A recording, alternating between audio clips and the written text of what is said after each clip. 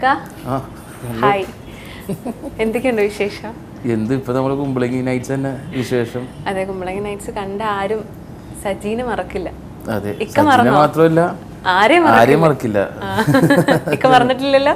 എങ്ങനെ മറക്കാനാണ്? ഒരു 10-50 ദിവസത്തോളം ആ ക്യാരക്ടർ. പിന്നെ അതുമല്ല, എനിക്ക് തോന്നുന്നത് സജ്ജി ഇപ്പൊ കോളുകൾ വരുന്നതും എല്ലാവർക്കും എല്ലാ രീതിയിലും എടുക്കാൻ പറ്റും. സജി എന്ന് പറഞ്ഞ ക്യാരക്ടറാണെങ്കിൽ എല്ലാ പടത്തിലുള്ള എല്ലാ ക്യാരക്ടറിനെയും എല്ലാവർക്കും കാണാൻ പറ്റുന്നുണ്ട്. അവർ പടം കഴിഞ്ഞ് ഇറങ്ങുമ്പോഴും അവരെ മനസ്സിൽ എല്ലാവരും ഉണ്ട്. ഒരാളെന്നുള്ളിൽ എല്ലാവരും നിൽക്കുന്നുണ്ട്. അപ്പൊ ഞാൻ അതിലൊരു പാട്ടാവാന്ന് പറയും, നമ്മള് അതിലൊരു പാട്ടാവാന്ന് പറയുന്നതിന് ഏറ്റവും വലിയ സന്തോഷമാണ്. ഇക്ക കുമ്പളങ്ങി നൈറ്റ്സിലേക്ക് ആ കഥ കേട്ടപ്പം ആദ്യം എന്താണ് തോന്നിയത്? കഥ എൻ്റെ അടുത്ത് പറഞ്ഞിട്ടില്ലല്ലോ ഇവര്. പിന്നെ എൻ്റെ അടുത്ത് കഥയൊന്നും പറയൂല. ഇവര് നിന്റെ അടുത്ത് ഒന്നും പറയൂല. ഈ സമയമുണ്ട് കുറച്ച് സ്വഭാവം മാത്രം പറഞ്ഞു. അലമ്പാണ് മച്ചാനെ, മിക്കവാറും നന്നായിട്ട് പണിയെടുക്കേണ്ടി വരും എന്ന് മാത്രമാണ് ഷ്യാം പറഞ്ഞത്. പക്ഷെ ഇത്രയധികം പണിയെടുക്കേണ്ടി വരുമെന്ന് എനിക്ക് കാരണം ഇതില് പടത്തില് നമ്മൾ ഇൻട്രൊഡക്ഷൻ സീനാണെങ്കിലും ഇതിലൊരു ഗ്രാഫ് ഉണ്ടല്ലോ സിനിമക്ക്, ഓരോ ക്യാരക്ടറിനും ഓരോ ഗ്രാഫ് ഉണ്ട്. അപ്പൊ അത് തുടക്കം മുതൽ ഇങ്ങനെ വന്ന് സാധാരണ സിനിമക്ക് പോകുന്ന ഒരു അവസാനം ആകുമ്പോഴാണ് ആ ക്യാരക്ടറിന്റെ ഒരു വലുതാവുക അല്ലെങ്കിൽ അയാൾ ബഹളം വെക്കുന്ന ഇത്. അവസാനം ഇപ്പൊ എന്റെ താഴത്തേക്ക് വന്നിരിക്കുന്നത്. ഞാൻ ഒരു സോഫ്റ്റ് ആയിരിക്കും. എന്റെ തുടക്കം തന്നെ ഭയങ്കര ഹൈലല്ലേ തുടങ്ങിയിരിക്കുന്നത്. തുടക്കം തന്നെ ഭയങ്കര അതിന് ഫസ്റ്റ് ഡേ എടുത്തതും. അപ്പൊ ഞാൻ പറഞ്ഞു മച്ചാൻ ഇതെങ്ങനെ ഫസ്റ്റ് ഡേ എടുക്കണോ, നമുക്ക് കുറച്ചുകൂടി കഴിഞ്ഞിട്ട് എടുത്താൽ പോരെ. മച്ചാൻ ഇതാണ് മച്ചാൻ ഇൻട്രൊഡക്ഷൻ സീൻ. ഇവിടെ അങ്ങോട്ട് നമ്മൾ ഓർഡറിൽ പോയാലും ഇത് ഞാൻ അങ്ങോട്ട് മച്ചാൻ ഭയങ്കര അയ്യോ ഇത് അങ്ങനെയാണ്. അപ്പൊ കഥാപരമായിട്ട് അറിയാം എന്താണ് പറയേണ്ടത്, എന്താണ് ചെയ്യേണ്ടതെന്ന്. കാരണം എനിക്ക് എനിക്കാന്ന് തോന്നുന്നു ഏറ്റവും അവസാനം അവര് പറഞ്ഞു. ഇല്ല, ഷ്യാമും മധുവും ഷൈജുവും പോത്തനും എല്ലാവരും പണ്ട് മുതലേ നമുക്കറിയാവുന്നത്. പണ്ട് മുതലേ ഇവര് നമുക്കത് എന്തോ എനിക്കറിയില്ല, ടെൻഷനില്ല. കാരണം നേരത്തെ എല്ലാവർക്കും കഥ അറിയാം, പൊളിയാണെന്ന് അറിയാം. ഞാൻ അങ്ങനെ ചോദിക്കാറില്ല. മച്ചാനെ പറയില്ലേ സമയമുണ്ട് മച്ചാനെ എപ്പോഴേ കയറി പിടിക്കേണ്ട വട്ടായി പോകുമ്പോൾ ആ സമയമാകുമ്പോൾ പിടിക്കാം. അങ്ങനെ തന്നെയായിരുന്നു. പിന്നെ എനിക്ക് ഷ്യാമിനായിട്ട് ഭയങ്കര എന്താ പറയാ കണക്ഷൻ ഉണ്ട്. ഷ്യാമാണെങ്കിലും ആ ക്യാരക്ടറെ കുറിച്ച് അറിയാലോ, ഉള്ളിൽ എന്തൊക്കെ ആലോചിക്കണം, അങ്ങനത്തെ പല കാര്യങ്ങളും പറയുമല്ലോ. അപ്പൊ അതുകൊണ്ട് എനിക്ക് പേടിയുണ്ടായില്ല. ഒരു ഡയറക്ടർ എന്ന രീതിയിൽ മധുവേട്ടനും ഒരു റൈറ്റർ എന്ന രീതിയിൽ ഷ്യാമേട്ടനിൽ നിന്നും എന്താണ് ഒരു ആക്ടർ എന്ന രീതിയിൽ സബുക്ക് കിട്ടിയിട്ടുള്ളത്?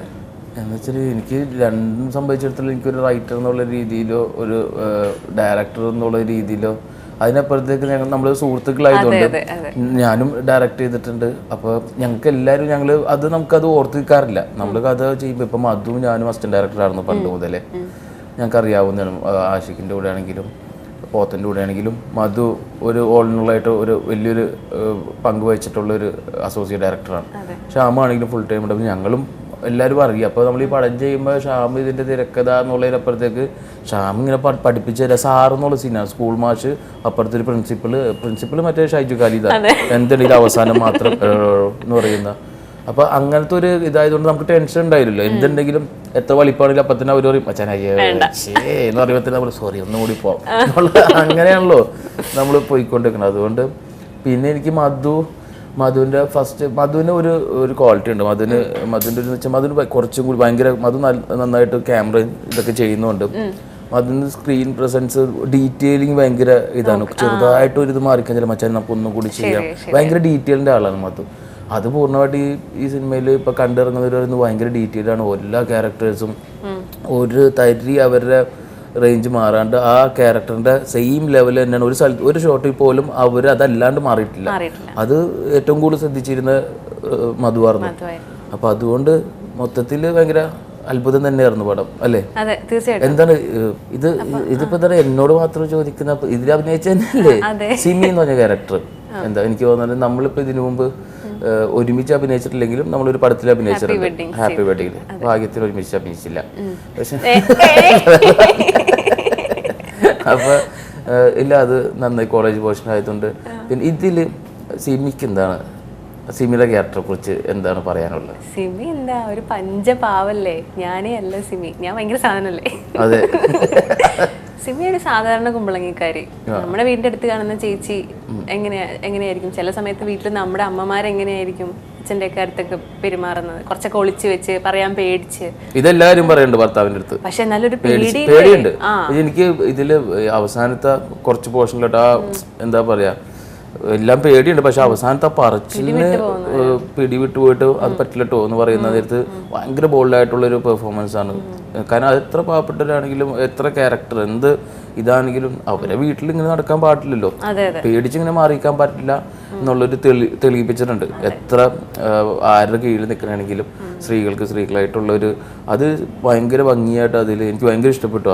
നമ്മൾ ഞാനില്ലല്ലോ ആ സീക്വൻസ് ഒന്നും ഇല്ല. തിയേറ്റർ കണ്ടപ്പോൾ ശരിക്കും പിന്നെ ചില സമയത്ത് പേടിച്ചിങ്ങനെ നോട്ടമൊക്കെ നമുക്ക് തന്നെ പേടിയായിപ്പം. ദൈവമേ എന്താണ് പെട്ടെന്ന് ഇത് വന്നിട്ട് വൈഫൊക്കെ ഇരുന്നിട്ട് പറയണത് അയ്യോ അയ്യോ എന്ന് പറഞ്ഞാൽ കുഴപ്പമില്ല എങ്ങനെയായിരിക്കും ഇത് പുറത്ത് ആരും നിൽക്കുന്നുണ്ട്. അതും ആ ക്യൂരിയോസിറ്റി ആ ലുക്കിൽ വരാൻ പറ്റുന്നുണ്ടെങ്കിൽ തന്നെ എല്ലാ ജനങ്ങൾക്കും എല്ലാവർക്കും എന്നുള്ളൊരു ഇത് വന്നിട്ട് അത് ഭയങ്കര ബ്യൂട്ടി ആയിട്ടുണ്ട്. പിന്നെ എന്താണ് നമ്മൾ ഇപ്പം ആദ്യമായിട്ടുള്ളത് നമ്മൾ ഇപ്പം ഈ ഷാമിൻ്റെ ആണെങ്കിലും മധുവിൻ്റെ ആണെങ്കിലും പോത്തൻ്റെ ഈ ഒരു ഗ്യാങ്ങിലോട്ട് വരുന്നത് നമ്മളിപ്പോൾ കുറച്ച് ആളായിട്ട് സ്ഥിരം ഇവിടെ ഉണ്ട്. എന്താണ് നമ്മൾ ഈ സെറ്റിൽ വന്നിട്ട് എന്താണ് സന്തോഷമായിട്ട് തോന്നിയത്? സന്തോഷം തോന്നിയത് എനിക്ക് ഞാൻ ഒരുപാട് ചിത്രങ്ങൾ ചെയ്തിട്ടില്ല, പക്ഷെ ഇത്ര ഒരു എക്സ്പീരിയൻസ് ഒരു ക്യാരക്ടറിനെ ഇങ്ങനെ ഇത്രയും ഡീറ്റെയിൽ ആയിട്ട് നമുക്ക് എക്സ്പ്ലെയിൻ ചെയ്ത് നമുക്ക് സെക്കൻഡ് ഒരു തോട്ട് വേണ്ടി വരില്ല, അത്രയും ഡീറ്റെയിൽ ആയിട്ടാണ് നമുക്ക് അവർ എക്സ്പ്ലെയിൻ ചെയ്തു തരുന്നത്. അപ്പൊ നമ്മളെ കഴിയാവുന്ന രീതിയിൽ ചെയ്യുക എന്നുള്ളതാണ് അതിന്റെ ഒരു ഉത്തരവാദിത്തം. ഓവറായിട്ട് ഒന്നും ചെയ്യേണ്ട കാര്യമില്ല. അത് വേണ്ട, നമുക്ക് ഇത് സെറ്റിൽ ആക്കാം, അത് അങ്ങനെ തന്നെ പറയുമോ? അതെ അതെ.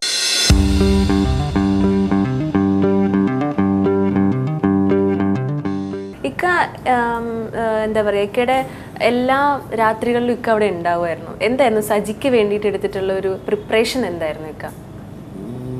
സജിക്ക് വേണ്ടി എനിക്ക് തോന്നുന്നത് അങ്ങനെ ആ ടൈപ്പ് ഓഫ് ഒരു ക്യാരക്ടർ ആയതുകൊണ്ട് കൂടുതൽ നേരം ഷാമിൻ്റെ അടുത്ത് തന്നെ ഇരിക്കുക എന്ന് പറയുന്നതായിരുന്നു. കാരണം ഷാമ് പറയും വെറുതെ ഇരിക്കുമ്പോൾ ഷാമ് നമ്മളതിനെ കുറിച്ച് ആയിരിക്കും സംസാരിക്കുന്നത്. അപ്പം നമ്മൾ എന്താണ് ചെയ്യേണ്ട സീൻ എന്താണെന്ന് ചോദിച്ചിട്ടുണ്ടെങ്കിൽ തന്നെ ഷാമ് അയാൾ കുറച്ച് ഉള്ളിൽ ഇങ്ങനെയൊക്കെ ഉണ്ടാവും മച്ചാൻ, അങ്ങനെ ആയിരിക്കും ഇങ്ങനെ ആയിരിക്കും, അധികം സംസാരിക്കൊന്നും വേണ്ട, ദേഷ്യം വന്നാൽ ഓവർ വയലൻസ് പെട്ടെന്ന് സങ്കടം വരുന്ന ഒരു ക്യാരക്ടറാണെന്നുള്ളത്. അപ്പോൾ എനിക്ക് മൊത്തത്തിലൊരു മൂടി നിൽക്കാം, അധികം ഉഷക്കണം ഷർട്ട് പോലും യൂസ് ചെയ്യുന്നില്ല, മൊത്തത്തിൽ അങ്ങനത്തെ ഒരു ക്യാരക്ടറാണല്ലോ. മുഷിഞ്ഞ് നിൽക്കുന്ന ഇതാണ്. പക്ഷെ എനിക്ക് ഞാനാണെങ്കിൽ സെറ്റ് വന്നാൽ അറിയാലോ ഫുൾ ടൈം തെറിച്ചിരിക്കും, ഓണായിട്ടില്ല എന്നിട്ട് വെറുതെ ആൾക്കാരൊക്കെ പോയിട്ട് പേടിപ്പിക്കുക, ഇങ്ങനെ നടക്കുക, വെറുതെ ഇടയ്ക്കിടക്ക് ഇങ്ങനെ വെറുതെ കാലി പോയി കടിച്ചിട്ട് അങ്ങനെ സൗണ്ട് ഇട്ട് അവരെ പേടിപ്പിക്കുക, അങ്ങനത്തെ ഞാൻ സെറ്റുകളിൽ പുതിയ. അപ്പോൾ ഈ പടത്തിന് വേണ്ടി ഞാൻ അതും ചെയ്തുകൊണ്ടിരിക്കുമ്പോൾ മച്ചാനെ മൂട് വിടരുത് ഓക്കെ എന്നിട്ട് പിന്നെ ഇങ്ങനെ പിടിച്ചിരിക്കുക. പക്ഷെ എനിക്ക് ഞങ്ങൾ കണ്ടിട്ടുണ്ട് ഇതേപോലത്തെ സജീനെ. ഞാൻ കൊച്ചിയിലൊക്കെ താമസിക്കണമെങ്കിലും എനിക്കറിയാവുന്ന ചേട്ടന്മാരുണ്ട് കുറച്ചെന്ന് വെച്ചിട്ടുണ്ടെങ്കിൽ പൂർണ്ണമായിട്ടും സജിയല്ല, അവിടെ ഇവിടെ ആയിട്ട് കുറേ സജിമാരുണ്ട് ഓരോ സ്ഥലങ്ങളിൽ. അപ്പോൾ അവർ പുറമേ ചിലപ്പോൾ അവർ ആദ്യം കാണുമ്പോൾ അവർ ഭയങ്കര ശരി അവരുടെ സംസാരിക്കേണ്ട ഒറ്റ ബുദ്ധിയാണ് എന്നൊക്കെ തോന്നിക്കും. പക്ഷെ അവരുള്ളിൽ എന്താണ് അതിനുള്ള കാരണം എന്ന് നമ്മളൊക്കെ പണ്ട് അന്വേഷിക്കാറുണ്ട്, അവർ സംസാരിക്കാറുണ്ട്. എന്നിട്ട് അവർക്ക് വേണ്ട കാര്യങ്ങൾ എന്തൊക്കെയാണ് ചെയ്യാനുള്ളത്, എന്താണ് പ്രശ്നം എന്നൊക്കെ അന്വേഷിക്കാറുണ്ട്. പണ്ട് ഞങ്ങൾ ക്ലബിലുണ്ടായിരുന്നപ്പോൾ അങ്ങനെയൊക്കെ ഉണ്ടായിരുന്നു. അപ്പോൾ ചെന്ന് സംസാരിക്കാത്ത ഒന്നുമില്ല, പുള്ളിയുടെ ആരും സംസാരിക്കാനില്ല, എല്ലാവരും പോലെ കാണുമ്പോൾ അങ്ങനെ ആയിപ്പോയതാണ് മൊത്തത്തിൽ വീട്ടിൽ നിന്ന് ഇറങ്ങാണ്ടും. അപ്പോൾ അങ്ങനെയുള്ള ക്യാരക്ടേഴ്സ് നമുക്കറിയാം. പിന്നെ സജി പക്ഷെ ഞാൻ ചെയ്ത് കുറേ കഴിഞ്ഞ ശേഷം ഞാൻ പാക്കപ്പായിട്ട് വീട്ടിൽ വന്നിട്ടുണ്ടെങ്കിൽ ഞാൻ വീട്ടിൽ മിണ്ടുന്നില്ല, ഞാനിങ്ങനെ മിണ്ടാതിരിക്കുന്നുണ്ട്, ഭയങ്കര സൈലൻ്റ് ആയിട്ട്. ഞാൻ വൈഫ് ചോദിക്കും, ജാമ്യം ചോദിക്കും എന്താണ് എന്ത് പറ്റി ചോദിക്കും, ഞാൻ പറയും ഇല്ലല്ലോ ഒന്നുമില്ല, അല്ലോ സജിയൊക്കെ അവിടെ മതി, ഇവിടെ വേണ്ടട്ടാ. ഷമ്മീനെ പോലത്തെ കണ്ടിട്ടുണ്ട്. ഷമ്മീനെ പോലെ കണ്ടിട്ടുണ്ടെന്ന് വെച്ചിട്ടുണ്ടെങ്കിൽ ഇതിപ്പോൾ നമ്മൾ കുറച്ച് കുറവാണ് പഠിച്ചിരിക്കുന്നത്. വേറെ കുറേ സ്ഥലങ്ങളിൽ നമ്മൾ കണ്ടിട്ടുണ്ടെന്ന് വെച്ചിട്ടുണ്ടെങ്കിൽ എക്സ്ട്രീം എന്ന് വെച്ചാൽ നമ്മളൊരു പേടിച്ചു പോകുന്ന ചില സ്ഥലങ്ങളിൽ കെട്ടിയൊക്കെ ഇടുന്ന ടൈപ്പ് ആൾക്കാരുണ്ട്. കാരണം അവർ എന്താണ് അവർ ചെയ്യാൻ പോകണമെന്ന് പറയാൻ പറ്റില്ല, അവരായിട്ട് നമുക്ക് പിടിച്ചിരിക്കാൻ പറ്റില്ല, അവരായിട്ട് ബലം പിടിച്ച് ഇതാക്കാനും പറ്റില്ല. കാരണം ഭയങ്കര പവറായിരിക്കും ചില സമയത്ത് അവർക്ക് വരുന്ന അവർ തോട്ട്. അങ്ങനെ നേരിട്ട് ആൾക്കാരെ കണ്ടിട്ടുണ്ട്.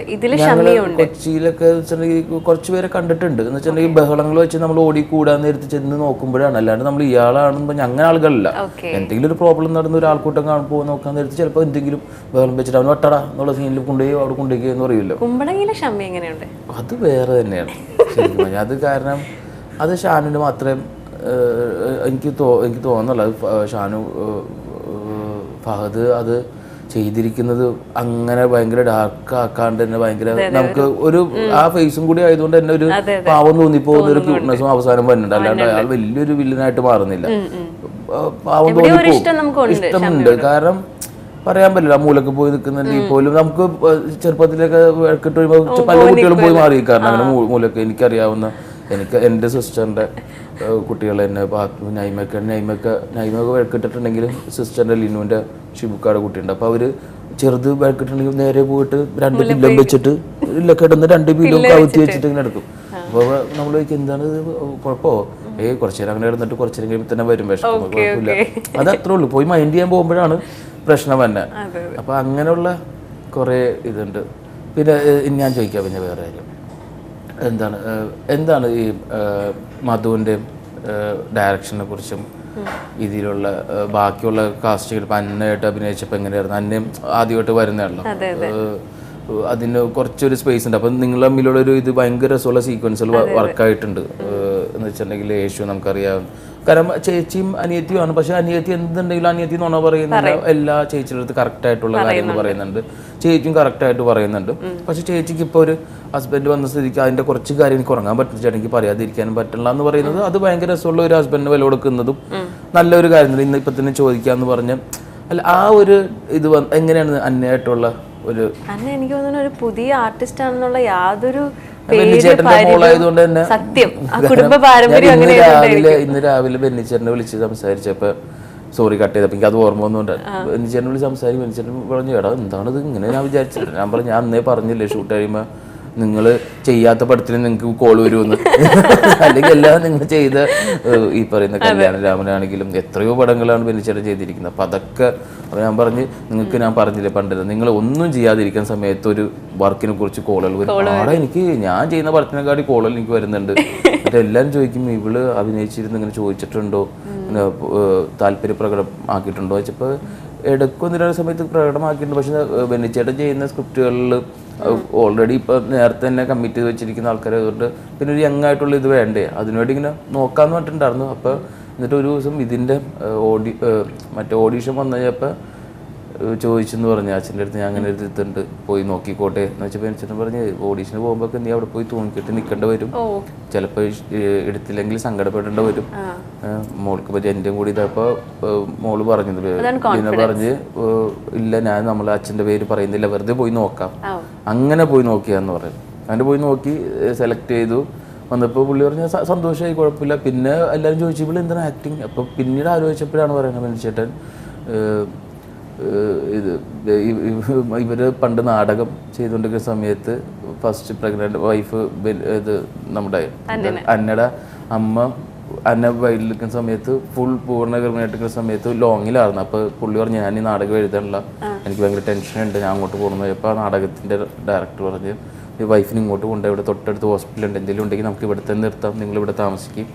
അങ്ങനെ ആ തട്ടിൻ്റെ അവിടെ ഫുൾ ടൈം നിറവേറായിട്ട് അവിടെ ഇരുന്ന് ഈ നാടകം മൊത്തം കണ്ടു. അപ്പോൾ എനിക്ക് തോന്നുന്നു ചിലപ്പോൾ അവള് അങ്ങനെ ആയിരിക്കും ചിലപ്പോൾ അഭിനയത്തിലോട് കയറാൻ പുള്ളി ഇന്ന് രാവിലെ അപ്പം ഞാൻ ആയിരിക്കും. കാരണം എൻ്റെ വാപ്പ പ്രൊഡക്ഷൻ കൺട്രോളറായിരുന്നു. ഇപ്പോൾ ഞാനും ജനിച്ചൊക്കെ തന്നെ സിനിമാക്കാരനായിട്ട് തന്നെ എവിടെയെങ്കിലുമൊക്കെ അതിൻ്റെ ഒരു ഇതുണ്ടാവും. എന്തായാലും സന്തോഷമായില്ലേന്ന് ചോദിച്ച് ഇനി പറഞ്ഞു വന്നത്.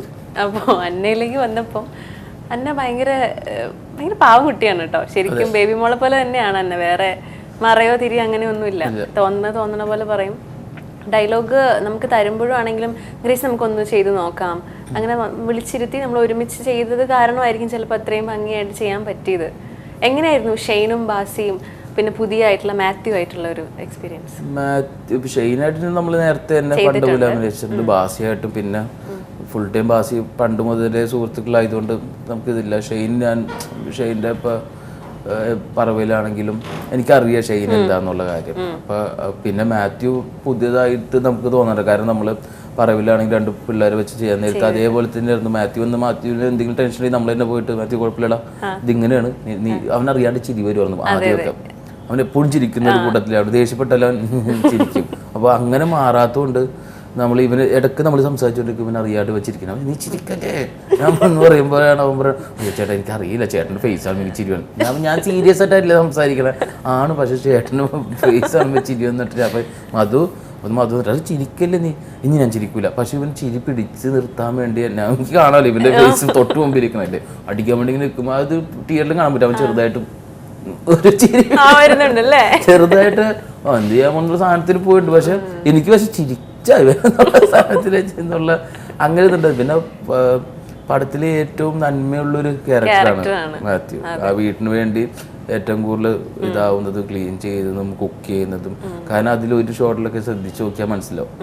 അത് കാരണം മീൻ പിടിച്ചിട്ട് കറി വെക്കുന്നുണ്ട്. എന്നിട്ട് നമ്മൾ സാധാരണ വീടുകളിൽ ഒറ്റ മീനായിരിക്കും ചെമ്മീൻ മാത്രമല്ല, അല്ല എല്ലാ മീനുകളും പല പലതാണ്. അതില് കരിമീൻ്റെ ചെറുതുണ്ട്, പിലോപ്പി ഉണ്ട്, പിന്നെ പൊടിമീനുകളുണ്ട്, ചെമ്മീനുണ്ട്, ഞണ്ടിൻ്റെ ഒരു പീസ് വരെ ഉണ്ട്. വെച്ചിട്ടുണ്ടെങ്കിൽ എല്ലാം ഒരുമിച്ചിട്ട് വെക്കുന്ന ഒരു കറി, ഒരു വലക്ക് കിട്ടുന്ന കറി വെച്ചിട്ടാണ് അത് അവൻ തന്നെ വല ഇട്ട് ക്ലീൻ ചെയ്ത് ചെയ്യുന്നത്. അതിലും പിന്നെ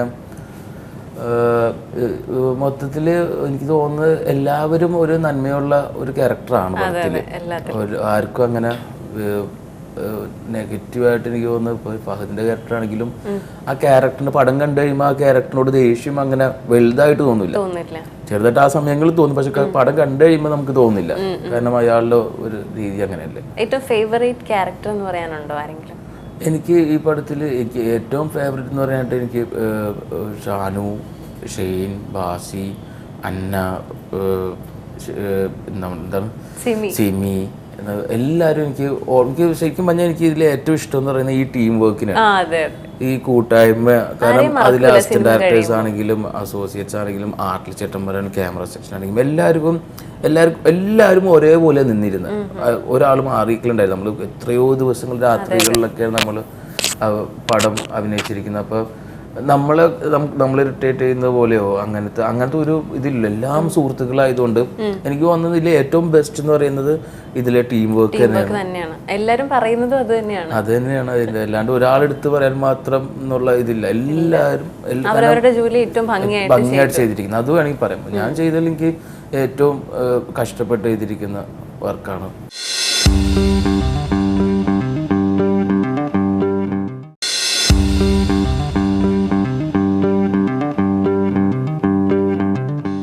അപ്പൊ ശരിക്കും പറഞ്ഞിട്ടുണ്ടെങ്കിൽ എറണാകുളത്തല്ലേ താമസിക്കുന്നത്. കുമ്പളങ്ങിൽ പോകുന്നത് ഇപ്പൊ ഈ പടത്തിന്റെ ആവശ്യമായിട്ടല്ലേ അല്ലേ? അല്ലാതെ കുമ്പളങ്ങി അതീപ പാലം കയറി ആ വെള്ളത്തൊന്നും പോയിട്ടില്ല. എന്താണ് തോന്നണം കുമ്പളങ്ങി? എങ്ങനെയുണ്ട്? അടിപൊളിയല്ലേ? പോരാൻ തോന്നിയില്ല അവിടുന്ന്. ശരിക്കും പടം കഴിഞ്ഞ് കഴിഞ്ഞപ്പോ സജിയുടെ വീട്ടിലൊന്ന് പോയാൽ കൊള്ളാന്നുണ്ട്. ഞാൻ ഒരു തവണ അവിടെ വന്നിരുന്നു സമയത്ത്. എന്താണ് ഇക്കയ്ക്ക് എന്താ തോന്നിയത് കുമ്പളങ്ങി? എനിക്ക് പിന്നെ നേരത്തെ കുമ്പളങ്ങി അറിയാമായിരുന്നു. ഞാൻ കൊച്ചിക്കാരനായതുകൊണ്ട് എൻ്റെ സുഹൃത്തുക്കളും സ്കൂളിൽ പഠിക്കുന്നവരൊക്കെ കുമ്പളങ്ങിയിലുണ്ടായിരുന്നു. പണ്ട് ചെറുപ്പത്തിലൊക്കെ ഡാൻസ് പഠിക്കുന്ന സമയത്ത് കുമ്പളങ്ങിയിലുള്ള ഇപ്പൊ ഇതിലുള്ള നമ്മളെ ബാസിയുടെ സുഹൃത്തുക്കളായിട്ട് അഭിനയിച്ചിരിക്കുന്ന എല്ലാവരും പണ്ട് ഞങ്ങളൊരു ട്രോപ്പി കളിച്ചിട്ടുണ്ട് ഡാൻസ് ചെറുപ്പത്തിൽ. അപ്പൊ അവരൊക്കെ ഇവിടെ വന്ന് കുറെ കഴിഞ്ഞപ്പോ എടാ അത് നീയായിരുന്നോ? ആടാ നീയായിരുന്നു. അപ്പൊ അവിടുന്ന് വന്നൊക്കെ എല്ലാരും നീയാ. അപ്പൊ എല്ലാരും അറിയാം പരസ്പരം. അപ്പൊ അങ്ങനെ വന്നപ്പോഴാണ് എൻ്റെ പൊന്നും അത് കളിക്കുകയല്ല എന്ന് പറഞ്ഞപ്പോഴാണ് രാമൻ ഇത് ഇവനെനിക്കറിയാം. ഇവൻ ഡാൻസ് കളിക്കാൻ ഞങ്ങൾ കൂട്ടത്തിൽ വന്നിട്ട് ആ സമയത്ത് കറുത്തമുത്തുക്കൾ എന്ന് പറയുന്ന ഒരു ടീം ഉണ്ടായിരുന്നു. കറുത്തമുത്തുക്കൾ എന്ന് പറയുന്ന അവിടുത്തെ കുമ്പളങ്ങി കോളനിയിലെ കുറച്ച് 200 ഒരു ടീം. പക്ഷെ ഒരു രക്ഷയില്ലാത്ത ഡാൻസായിരുന്നു അവരെ ഏറ്റവും അവസാനം ആക്രോബാറ്റിക്സ് പോലും മറിയിലും കാര്യങ്ങളൊക്കെ ഉണ്ട്. അപ്പൊ ഞാൻ ജോൺസൺ മാഷിന്റെ അടുത്ത് പഠിക്കാൻ നേരത്തെ ആ സമയത്ത് എന്നെ ഈ ടീമിലോട്ടിട്ട് ഇവരത്ര എനിക്ക് പിടിച്ചിരിക്കാനേ പറ്റുന്നില്ല. പക്ഷെ ഏട്ടുകൂടിയിട്ടുള്ള ഇത്രേ ഉള്ളൂ ഞങ്ങള്. ഇവരെ കൂടെ എനിക്ക് പിടിച്ചിരിക്കാൻ പറ്റണില്ല.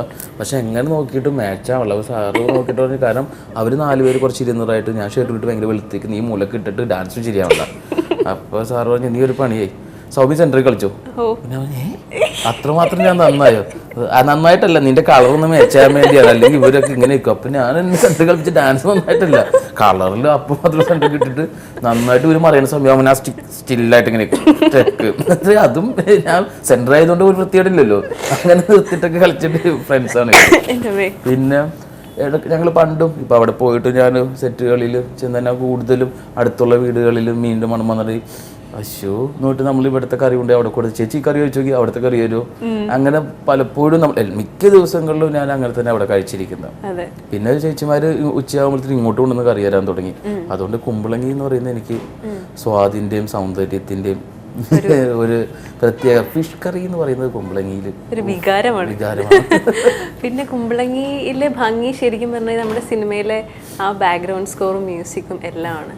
എന്താണ് ഇക്കയ്ക്ക് ഒരു അധികം മ്യൂസിക് അധികം ഇല്ലല്ലോ, പക്ഷെ നമ്മളെ വല്ലാതെ പിടിച്ചിരുന്ന കുറച്ച് സ്ഥലത്ത് മാത്രമേ ഉള്ളൂ. അത് എങ്ങനെ കണ്ടുപിടിക്കാന്ന് പറയുന്നതാണ് ഒരു മ്യൂസിക് ഡയറക്ടർ. അല്ലാണ്ട് എല്ലാ സ്ഥലത്തും ഫില്ല് ചെയ്ത് മ്യൂസിക് എന്ന് പറയുന്നതിനെക്കാട്ടി ഒന്നും കേൾക്കാമല്ലോ. മാക്സിമം എത്ര ശബ്ദം വേണ്ട, എവിടെയൊക്കെ വേണം എന്ന് പറയുന്നത് മാത്രം സെലക്ട് ചെയ്തിട്ടുള്ളെങ്കിൽ കുറേ നാളിന് ശേഷം കണ്ടതിൽ എനിക്ക് ഭയങ്കര ഇഷ്ടമായിട്ടുള്ള സുഷിൻ ഭയങ്കര മൂഡല്ലേ. അതെ സബുക്ക. ശരിക്കും ഇവരുടെ ടീം എന്ന് പറയുന്നത് നമ്മൾ പ്രേക്ഷകരെല്ലാവരും ആർട്ടിസ്റ്റ് ആണെങ്കിലും അല്ലാത്തവരാണെങ്കിലും ഏറ്റവും കൂടുതലും അതിലെ കഥാപാത്രങ്ങളെ ശരിക്കും അവരായിട്ട് തന്നെ ഫീൽ ചെയ്യുക. ഒരു നടനായിട്ടോ ആരായിട്ടും നമുക്ക് തോന്നില്ല. ശരിക്കും ഷമ്മിയാണെങ്കിൽ ഷമ്മി, സജിയാണെങ്കിൽ സജിയായിട്ട് തോന്നുകയാണ്. ഒരു ഡയറക്ടർ എന്ന നിലയിൽ എന്താണ് സബുക്കയ്ക്ക് ഫീൽ ചെയ്യുന്നുണ്ടോ അങ്ങനെ ഒരു? അത് എന്താ വെച്ചാൽ നമ്മൾ നേരത്തെ പറഞ്ഞു തന്നെയാണ്. കാരണം നമ്മളെ മനസ്സിലോട്ട് ഇപ്പോൾ റൈറ്റർ ശ്യാം പറയുന്ന കാര്യങ്ങൾ ചെയ്യിപ്പിക്കണം. ആ ഇതിൽ അതിൻ്റെ ഇപ്പം നമ്മൾക്കുണ്ടാവുമല്ലോ ഇങ്ങനെ ആക്ട് ചെയ്യണം, അല്ലെങ്കിൽ ഇങ്ങനെ പോയി ഓറായി പോവും. അതുകൊണ്ട് നമ്മൾ അവരും ഉപയോഗിച്ചാൽ മച്ചാൽ ഇങ്ങനെ പിടിക്കട്ടെ, ഇപ്പോൾ മച്ചാൽ അത് കുറച്ച് കൂടുന്നുണ്ടോ, നമുക്ക് കുറച്ച് പിടിക്കണം, ഓക്കെ ഇങ്ങനെ പിടിക്കട്ടെ, അതിൻ്റെ ഇടയിൽ നിൽക്കട്ടെ എന്ന് പറയുമ്പോൾ ആ ഒരു മീറ്റർ ഇട്ട് കഴിയുമ്പോൾ നമുക്ക് അത് ഓക്കെ, അത് ലോക്ക് ചെയ്യാൻ പറ്റും. അത് ലോക്ക് ചെയ്ത് കഴിഞ്ഞ് പിന്നെ അങ്ങോട്ട് കുറച്ച് പോകുമ്പോൾ അത് തന്നെ പിന്നെ നമ്മൾ അങ്ങോട്ട് ചെല്ലാൻ കാട്ടുമ്പോൾ ശ്യാം പറയുമല്ല ഓക്കെയാണ് അത് തന്നെ എന്നിങ്ങനെ പറയുമ്പോൾ അത് പിന്നെ അതിലോട്ട് നമ്മൾ കയറിക്കൊണ്ടിരിക്കണം. പിന്നെ പോകുമ്പോൾ ഇപ്പം ചെയ്തത് നല്ലതാണ് തോന്നുന്നു അങ്ങനെ. കാര്യം നമ്മൾ ഒന്നാമത് സിംഗ് സൗണ്ട് ആയതുകൊണ്ട് നമ്മൾ മനസ്സിൽ ചെറുതായിട്ട് ഡയലോഗ് പറഞ്ഞു നോക്കുമ്പോൾ തന്നെ ഉള്ള ട്യൂൺ ഉണ്ടല്ലോ. നമ്മളിങ്ങനെ ഷോർട്ടിന് മുമ്പാണെങ്കിലും ആ ഡയലോഗ് നമ്മൾ പറഞ്ഞു നോക്കുമ്പോൾ ഇവര് ശ്യാം ഫുൾ ടൈം ഹെഡ്സെറ്റ് വെച്ചുകൊണ്ടിരിക്കുന്നത്, ശ്യാം അതും. അപ്പൊ നമ്മൾ പ്രാക്ടീസ് ചെയ്യുന്ന പോലും അവർ കേട്ടോണ്ടിരിക്കുന്നത്. അപ്പൊ അവർ അതിന്റെ ഇടയിൽ മച്ചാ ഇപ്പൊ പറഞ്ഞു കൊള്ളാം, നമ്മൾ പെട്ടെന്ന് നമ്മൾ ഇനി ഇപ്പൊ പറഞ്ഞില്ല അത് അങ്ങനെ വരെ അവര് അതിന്റെ കൂടെ നിൽക്കുന്നത് നമ്മളുടെ കാര്യത്തിൽ. എനിക്ക് തോന്നുന്നു അങ്ങനെയുള്ള കുറേ കാര്യങ്ങൾ തന്നെയാണ് നമ്മൾ അങ്ങനെ വർക്ക് ചെയ്യണം. അങ്ങനത്തെ ഇത് നമുക്ക് കൂടുതൽ പെട്ടെന്ന് ആ ക്യാരക്ടറിലോട്ട് നിൽക്കാൻ പറ്റും. ഇപ്പോൾ നമ്മൾ പറവ് ചെയ്തപ്പോഴും ഈ പിള്ളേരെ കൊണ്ടാണെങ്കിൽ തന്നെ അതിൽ അസീബും ഇച്ചാപ്പിയും ഉണ്ടെങ്കിൽ ഇച്ചാപ്പി പിന്നെയും എത്ര പ്രാവശ്യം വേണമെങ്കിൽ റിപ്പീറ്റ് സെയിം സാധനം തരും. അസീബിന് കുറച്ച് പ്രയാസമുണ്ട്, കാരണം അവൻ ആദ്യമായിട്ട് അഭിനയിക്കുന്നത്. പക്ഷെ അവൻ്റെ ടോട്ടൽ ക്യാരക്ടറിൽ അവന് രണ്ടാമത് അത് ചെയ്ത് കിട്ടാനായിട്ട് ഒരു പ്രാവശ്യം പറഞ്ഞ് രണ്ടാമത് പറയാനൊന്നും ബുദ്ധിമുട്ട്. അവൻ ചെറുപ്പം മുതൽ അങ്ങനെയാണ്. അപ്പോൾ അത് എങ്ങനെ നമുക്ക് മാറ്റിയെടുക്കാൻ പറ്റുന്നുള്ള ഇതിൽ നമ്മൾ അവനെ കൊണ്ട് പറയിപ്പിച്ച് രണ്ടാമത് പറയിപ്പിച്ച് പിന്നെ നമുക്കൊരു കാര്യം മനസ്സിലായി വെച്ചിട്ടുണ്ടെങ്കിൽ അവൻ ആദ്യം ചെയ്തതിൽ നന്നായിട്ട് രണ്ടാമത് ചെയ്യാൻ തുടങ്ങി. കാരണം അത് അവന് മനസ്സിലായി ഞാൻ എന്ത് വന്നാലും ഇനി രണ്ടാമത്തെ പ്രാവശ്യം പറയണം. അപ്പോൾ അങ്ങനെ പഠിച്ചു വന്നപ്പോൾ അങ്ങനെ നമ്മൾ ചെയ്യിപ്പിച്ച് പ്രാക്ടീസ് ആയിട്ട് വന്നിട്ടാണ് എനിക്ക് തോന്നുന്നു. ഇപ്പോൾ മായ നദിയിലാണെങ്കിൽ ഞാൻ ഒറ്റ സീനുള്ളൂ. ശ്യാം പറയുന്ന വെച്ചാൽ ഒന്നുമില്ല മച്ചനെ ചേട്ടൻ ഒരിക്കലാണ് മാത്രം അധികം സംസാരിക്കുന്നത് മറ്റൊരു ഒറ്റടി എന്നിട്ട് നേരെ പോവാം. ഞാൻ പറഞ്ഞു എന്താണ് മച്ചാനെ അത്ര മതി, ബാക്കി കഥയ്ക്ക് ഞാൻ പറഞ്ഞുതരാം. അല്ല അങ്ങനെയൊക്കെ ഉള്ള ഒരു അവരുടെ മനസ്സിലുണ്ട്. ആ ഒരു വിശ്വാസത്തിൻ്റെ പുറത്താണ് നമ്മൾ പല ഫിലിമും ചെയ്യുന്നത്. അല്ലാണ്ട് ഇപ്പം എന്താ പറയുക ഒരിക്കലും ഇവിടെ തന്നെ ഇരിക്കുമെന്ന് തന്നെ നമ്മൾ വിചാരിച്ചിട്ടില്ല. ഇത് തന്നെ ദൈവത്തിൻ്റെ ഏറ്റവും വലിയ ഭാഗ്യം.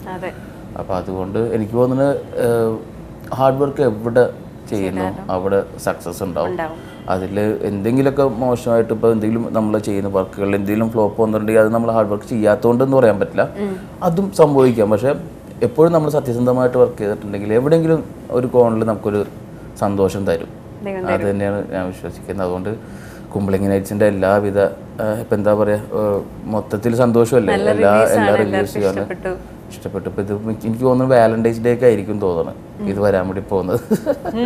കാരണം അപ്പം നല്ലതായിരിക്കുള്ളൂ. കാരണം ഈ സിനിമയിലെ ലവ് ട്രാക്ക് എന്ന് പറയുന്നത് അല്ലെങ്കിൽ ഇതിൽ ട്രൂ ലവ് എന്ന് പറയുന്നതിൽ എനിക്ക് തോന്നുന്നു ഷെയിൻ്റെയും അന്നയുടെയും കൂടാണ്ട് ഇതിൽ ഷെയിൻ്റെ കൂട്ടുകാരനായിട്ടുള്ള എന്താണ് നമ്മുടെ കുറച്ച് രണ്ടുപേരുണ്ട്. അവരുടെ ലവ് ട്രാക്കുകളും ഭയങ്കര ബ്യൂട്ടിഫുള്ളാണ്. കാരണം ആ ഒരു ഇത് കുറേ നമ്മൾ കണ്ടിട്ടില്ല.